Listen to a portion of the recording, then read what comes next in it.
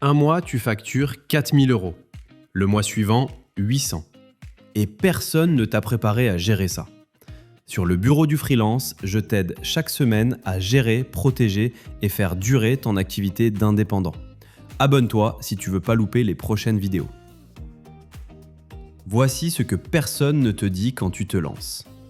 Ton revenu en freelance n'est jamais stable.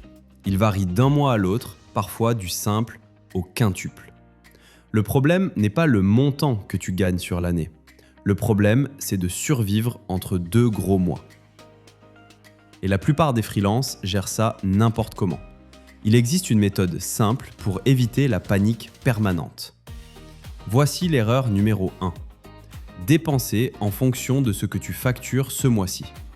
Tu factures 4 000 € en janvier, tu vis comme si tu allais toucher ça chaque mois. Février arrive, tu factures 800 €. Tu es en panique. Tu acceptes n'importe quel client à n'importe quel prix. C'est le cercle vicieux qui pousse les freelances à brader leurs tarifs. La première solution, c'est ce qu'on appelle la règle du salaire fixe. Voici comment ça marche concrètement. Tu ne te verses jamais directement ce que tu factures. Tout ton chiffre d'affaires arrive sur un compte professionnel. Depuis ce compte, tu te verses un salaire fixe chaque mois, identique, peu importe combien tu as facturé. Ce montant fixe, c'est ta moyenne réaliste sur les 6 derniers mois, pas ton meilleur mois. Résultat, ta vie personnelle ne ressent plus les variations de ton activité. Mais un salaire fixe ne suffit pas. Il te faut aussi un vrai coussin de sécurité.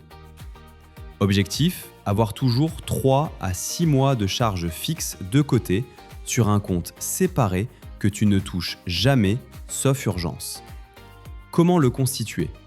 Dès qu'un mois dépasse ta moyenne, la différence part directement dans ce fonds. Pas si j'ai le temps, automatiquement dès que l'argent arrive. Ce fonds, c'est ce qui te permet de refuser un mauvais client sans paniquer. Il y a un troisième point que presque personne n'anticipe, et il peut faire très mal s'il arrive sans prévenir. Certaines périodes sont creuses chaque année et c'est prévisible. L'été, les fêtes de fin d'année, parfois la rentrée de janvier. Regarde tes 2 dernières années d'activité. Identifie tes mois les plus faibles. Prépare-toi financièrement avant que ça arrive, pas pendant. Un creux prévu à l'avance n'est plus un creux qui fait paniquer.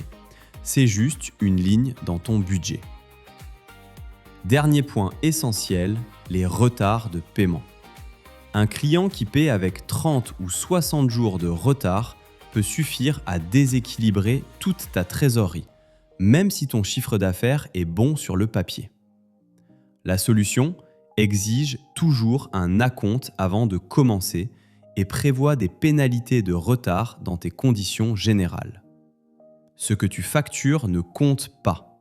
Ce qui compte, c'est ce qui arrive vraiment sur ton compte à temps.